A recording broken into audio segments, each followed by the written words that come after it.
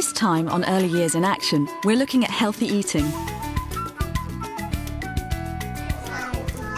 Right, would you like to offer that round to your friends and see what they'd like to eat?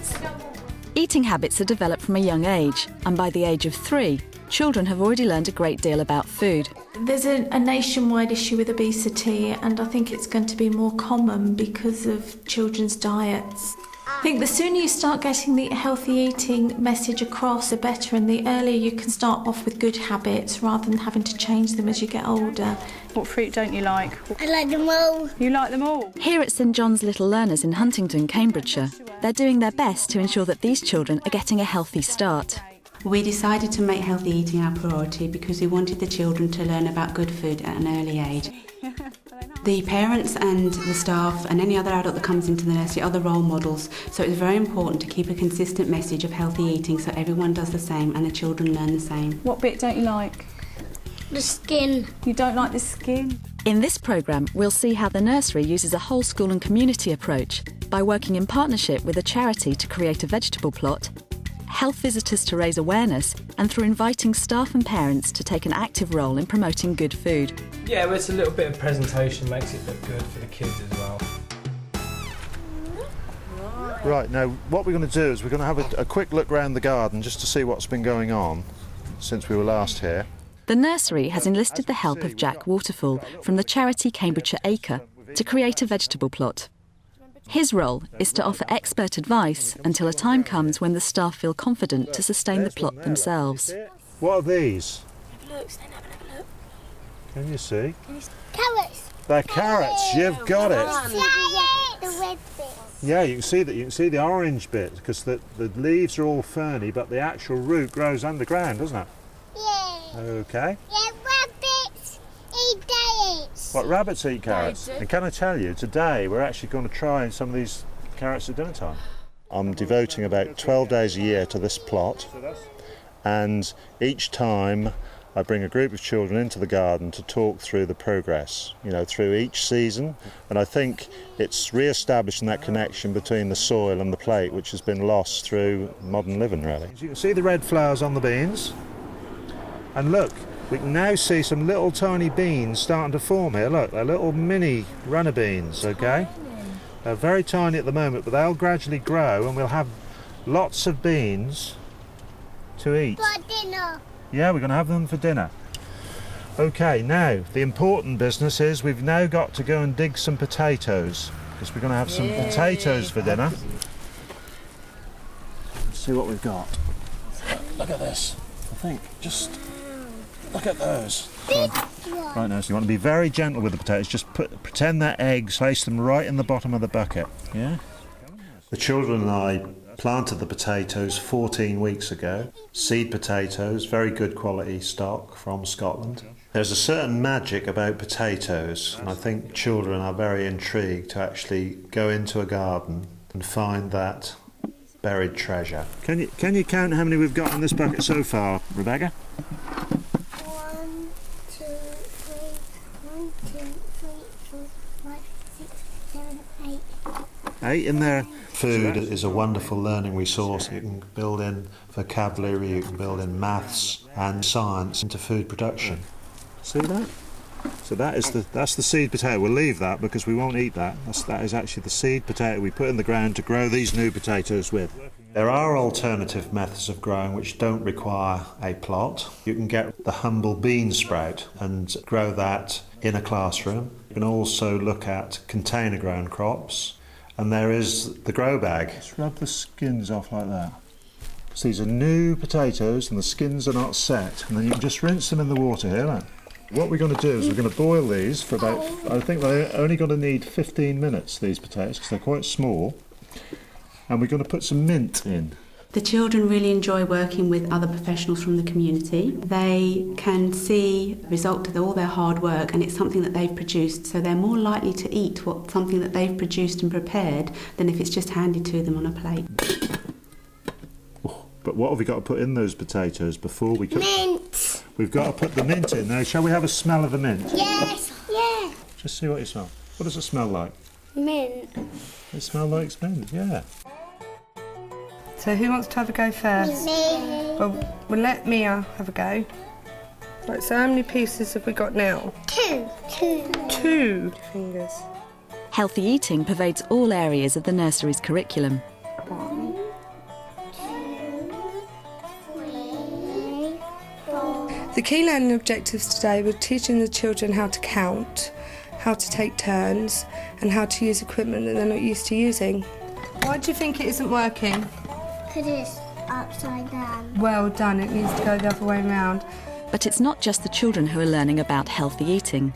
To encourage the staff to be good role models, they were asked not to bring chocolates in for their lunches and not cakes and crisps, to bring in salads and sandwiches and brown bread. Mind my fingers. They were a bit grumpy at the beginning, but they really are pleased at what we've achieved at the nursery. What kind of juice do you think this is? Orange juice. Well done. Mine. Yeah, you can taste yours. Have some more. There isn't any more.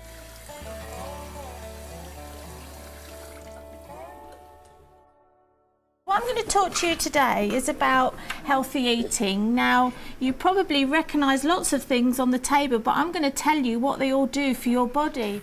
The nursery has invited health visitor assistant Renee Coles, using her expert knowledge to support the children's learning. See, what's this?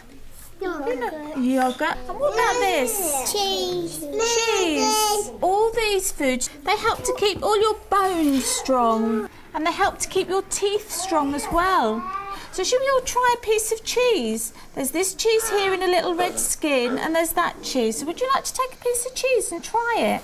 My visit today was about healthy eating. I looked at protein foods, carbohydrates, the different food groups, and to give children a chance to taste the foods and to feel them and touch them and smell them, so that they've got some idea of what is around them. See if anybody can recognise what this is. Broccoli. Well done. Who knows what this is? Carrot. No, what's this then? Carrot. This is called a parsnip. It's the same shape, isn't it, as a carrot? It's a different colour as well. Who wants to have a feel of the broccoli? Do you want to pass it round and have a feel of it and touch it? What does it feel like? It's all soft, isn't it? A bit soft. Prickly. And prickly, a bit prickly. Now then, I bet you don't know what these are. Who knows? Runner beans. I've been picking runner beans out of those bits. They're very similar to runner beans, but actually they're called peas. What you can do is actually try the peas. They're nice and sweet. You try one, they're ever so sweet. The children start off with a clean slate, and what we introduce to them is what they eat. So if we introduce fruit and the veg at an early age, that's what they'll get used to. If a child doesn't like something, you will find that maybe later on in life, if they try it again, they'll think, oh yes, I do quite like this. So it's changing all the time. Right, now then, we're not actually going to taste this, I'm just going to show you. Who knows what this is? Lolly. Who knows what this is? Chocolate. Chocolate. But when we eat chocolate, what happens is there's sugar in chocolate, and that actually clings to our teeth, and then it starts to make our teeth bad. So what should we do when we've eaten things like this? What should we do? What's our teeth? Well done. We should brush our teeth. Rather than have the sweets and the chocolate, it's a good idea to have raisins. Who likes raisins? Me. That's right, just take a few raisins if you want. An activity like this broadens their knowledge, and hopefully they go home and say, Mummy, I tried raisins today. Can we buy some? And hopefully Mummy says, let's go and buy some then. Now the last thing we're going to look at is fruit. Who likes fruit? Who knows what these are? Strawberries. And did you have some in your garden? Yeah. You like those? Do they your favourite? Oh, I love strawberries. You help yourself there? There you go, there's some carrots for you, Keelan. They're from the garden. At lunchtime, the children serve themselves to encourage independent decision-making and to develop fine motor skills. At lunchtime, the children can make a healthy choice of what they would like to eat and how much they would like to eat. So it's all about making choices and feeling good about yourself, about the choices that you're making. You help yourself there for a bit of that, please, Leah. It's got a fork. Well done, Ethan, that's good. We try not to give too much praise because it becomes an adult pleasing. You need to do it in a way that they feel pleased with themselves. Nice, I like these carrots. Good. So once one child's, oh yes, this is yummy, then other children say, oh, I'll try that, and they say, yeah, yummy. So it's peer pressure is very effective.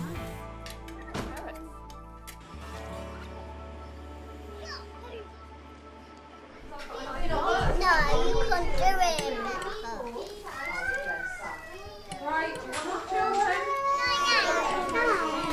Can you smell these potatoes? Yeah. Yeah? They smell delicious. They smell... It Yeah.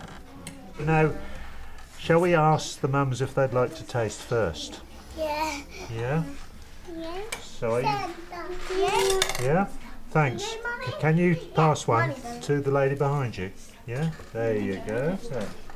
It's important to get the parents involved, like the potato tasting, so that they can value their children's learning, and then the message again will be taken home because the children will say, look mummy, what I made, can we have a go at home? Let's go and get some potatoes.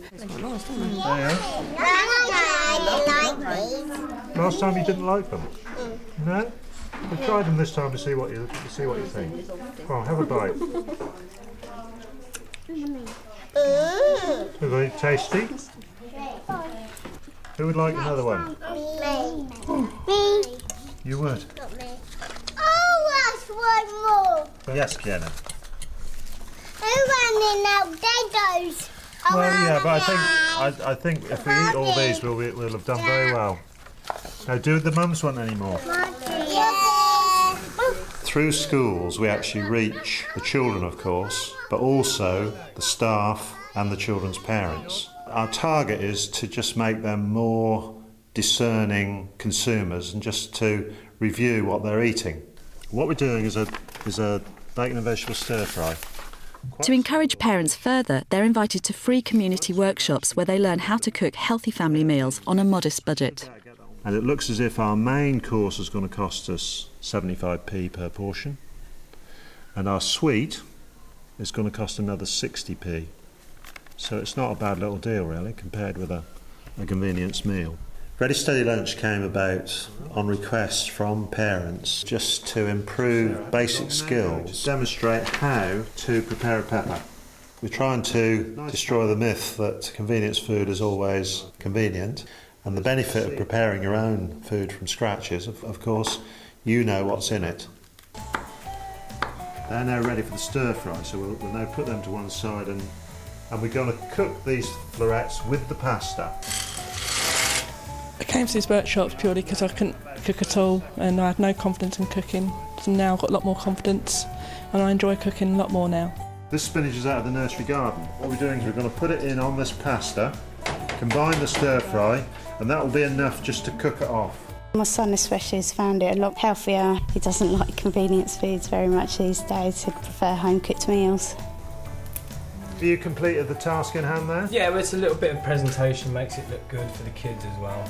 My advice to any nursery wanting to establish a healthy eating policy is to work in partnership with others in the area and build it into your curriculum.